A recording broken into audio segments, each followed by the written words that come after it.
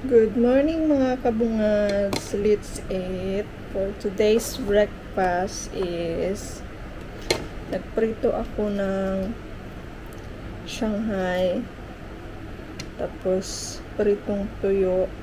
Pero hindi siya nalagyan ng asin. Ano lang siya, yung talagang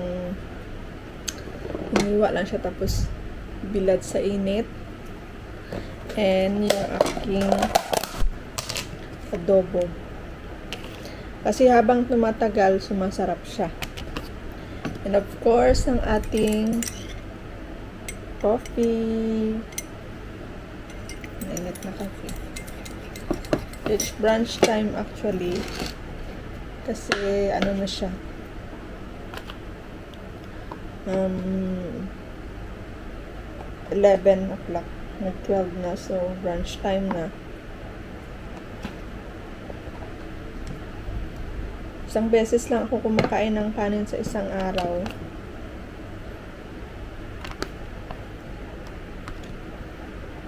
Paggabi, hindi na. Kain. Hindi na ako mag-suka kasi ano naman siya, masarap naman saka walang suka. Sarap. Ito maalat.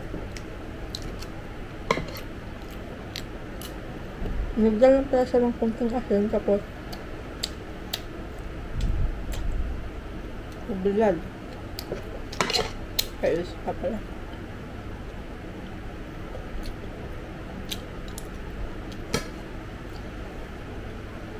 Batayin ko muna yung ano ha. Yung acid. Ay yung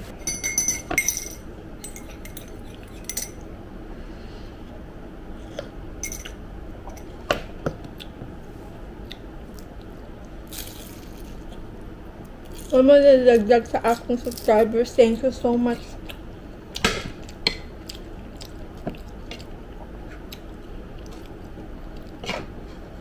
Thank you so much sa nadagdag sa aking subscriber. Maraming salamat.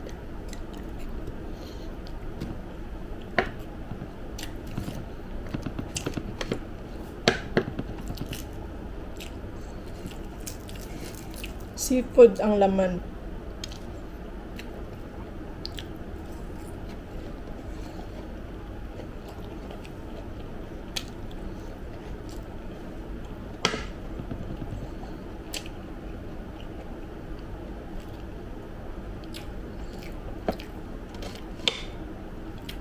Babaunin ko, ano lang, mag-tinapay lang ako mamaya. Kasi may tinapay pa naman.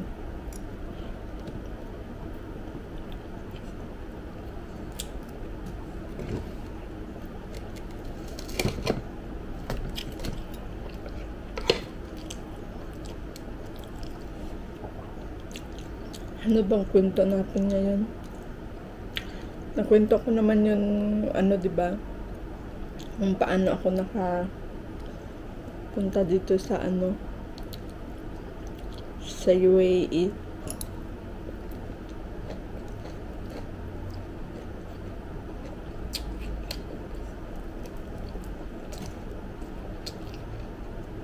Yung about naman sa exit. First ko na exit 2017 January. Tapos 4 days, 3 nights and 4 days ako sa Oman. Kasi dati wala pang ano yung dati ang tagal pa maglabas ng visa. So mag-stay ka talaga doon sa hotel. 50 dirham a night. For 3 nights and 4 days ako doon. Bago lumabas yung visa ko. Kasi pag lumabas na yung visa mo, yung new visa mo, visit visa, for 3 months na naman, pwede ka nang makabalik dito sa UAE. Tapos, spend mo naman yung 3 months mo paghahanap ng trabaho. Ganun yun dito.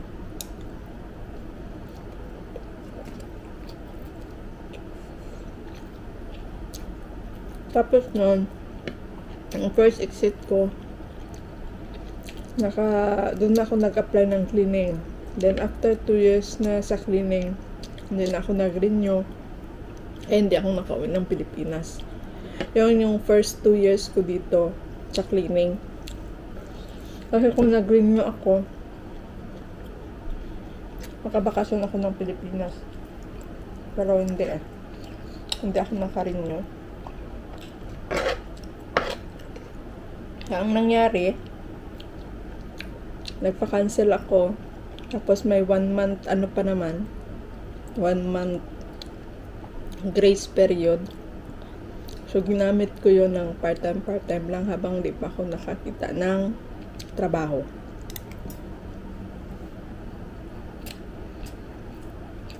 Ang part-time ko, yung isang buwan na yun, sa grace period ko, tumira ako sa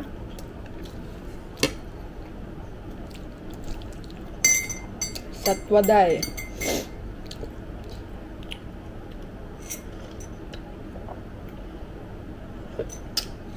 Ay, hindi pa. Tumira ako sa Sharjah.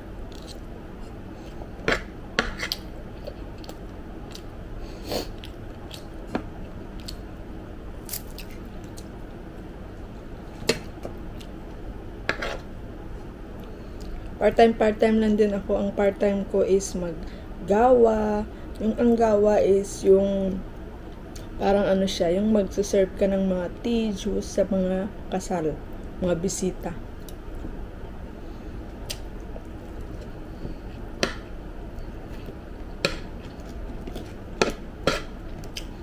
Nagawa, may catering, yun.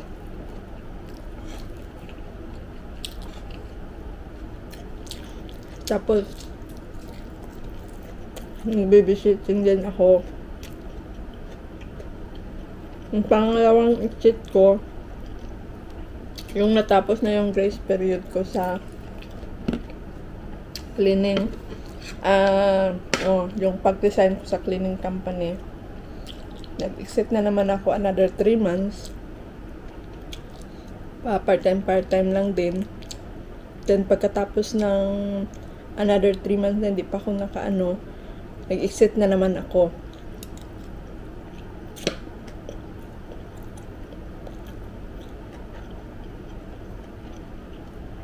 Pag-exit ko, February, March, April, May, June. Tapos, July, August, September. Yung tatlong exit ko,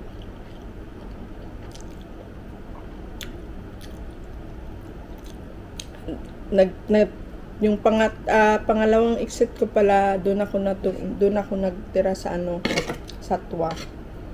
Part-time din. Magbibisitting, ganun. Tapos yung last exit ko na sa Satwa rin.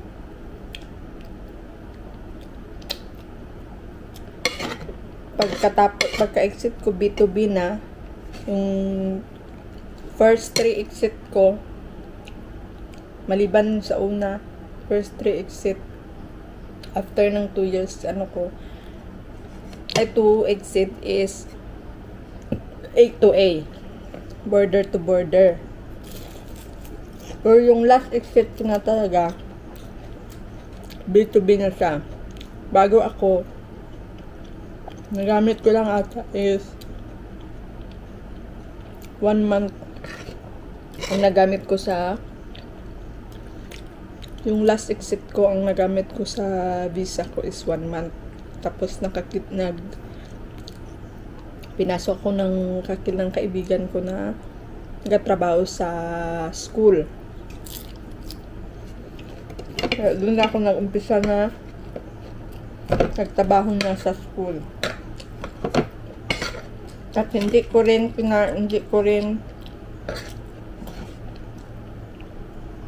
doon ako doon 2 years lang din. nag-resign din ako sa school after 2 years pagkatapos ng kontrata. Gawa ng sa manager din ang problema. Sa trabaho walang problema, pero sa manager. Nung una sa cleaning, ganun din. Sa manager din ang problema.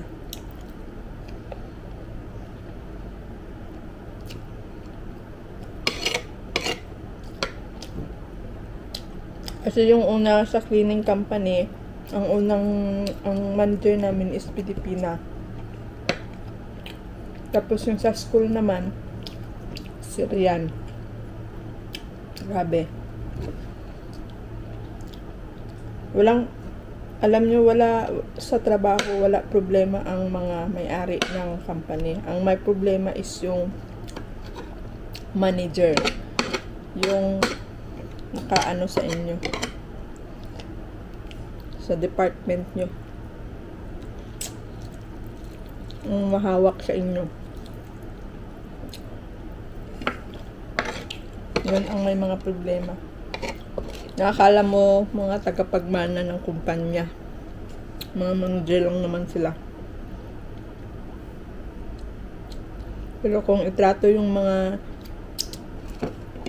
tauhan, parang hindi makatarungan. Nag-resign ako. Maganda sana sa school kasi 2 days off. Tapos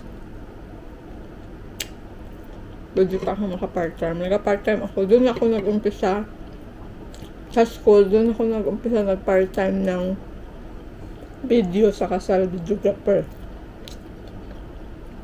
Kasi yung supervisor namin na Pilipina, gano'n yung trabaho niya. Ano naman siya? Photographer. Tapos siya din yung nag-aano ng mga babae kung sino kumukuha ng mga babae mag-part-time. Kung may kulang. Kasi may ano siya eh. Parang may boss. May boss siya sa isang photo, anong tawag niyan? Photo shop. Na yung boss na may mga client, may mga nag-recommend ng photo, video sa kasal. So yung supervisor namin yung ano niya, kung baga right hand niya, na inutusan niya kung sinong may mga babae. Kasi hindi lang isang event ang minamanage ng isang ano dito. Halimbawa ngayong Sabado, 4 na kasal. 4 na kasal ang nagpabook sa kanya ngayong Sabado. So kailangan may 4 siya na photographer, may 4 siya na videographer. Kaya 8 lahat ng babae ang dapat. So yung supervisor namin sa ano, yun ang nagkakuha ng mga babae. Minsan nag pa yung part-time ko. Pwede kasi Webes, alas 3 kami umuwi maaga kasi wala ng linis. Minsan Webes may part-time. Friday, Saturday ang off. Friday may part-time, Sabado meron. Minsan 2 araw. Nakaipon ako nun. Kasi gusto ko na talagang magbakasyon. Kasi mag-ano na ako eh. Mag 4 years. Mag-coming 4 years na ako doon sa ano. First year ko sa unang taon ko sa ano, sa school. Yun yung time na nag-start na ang pandemic. 2019 November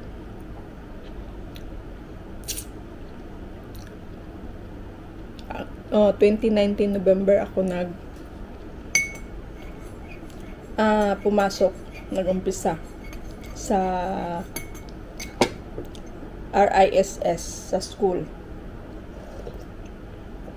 After 2019 Then March 2020. Pero may ipon na ako noon ha. Kasi July, August ang bakasyon ng mga estudyante dito. So 2 months kaming bakasyon pero may sahod kami. March 2020, doon na nag-start ang lockdown dito sa UAE.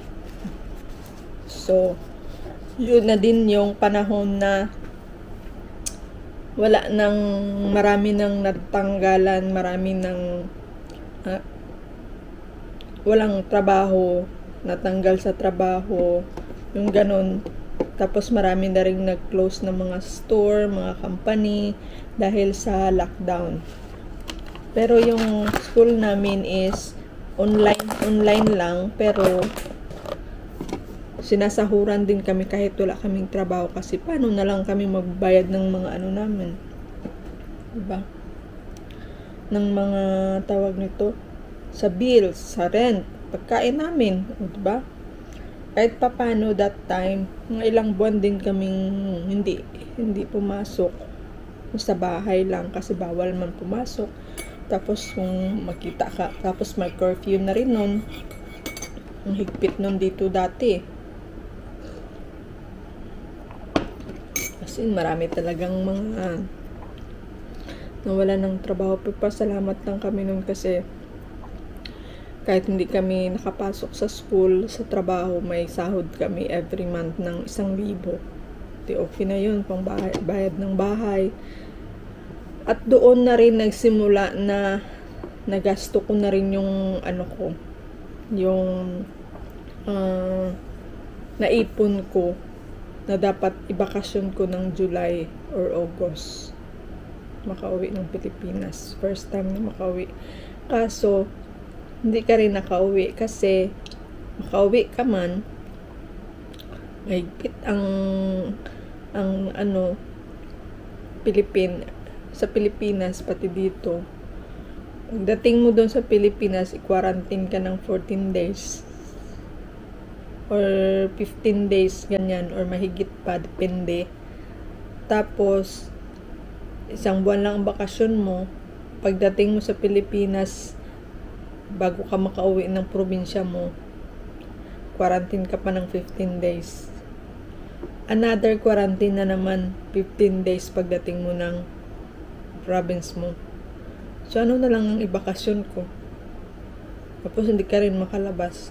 So, mas pinili kung hindi na lang. Hanggang sa umabot ng 8 years hanggang ngayon, hindi pa rin nakauwi at wala nang ipon. Na hindi ko alam kung kailan ako makakauwi. So, ayun lang guys. Tapos na ako mag-breakfast. Thank you so much for watching at maraming salamat sa 4 na aking subscriber na may nagdagdag na 1. Thank you so much. Thank you for watching. Don't forget to subscribe my channels and click the notification para updated kayo sa aking video. Maraming salamat po. Thank you so much. Tuloy natin ang kwento. Baka mamaya mag-take ako ng video. Ituloy natin ang kwento doon sa shop. Thank you so much po. Bye-bye.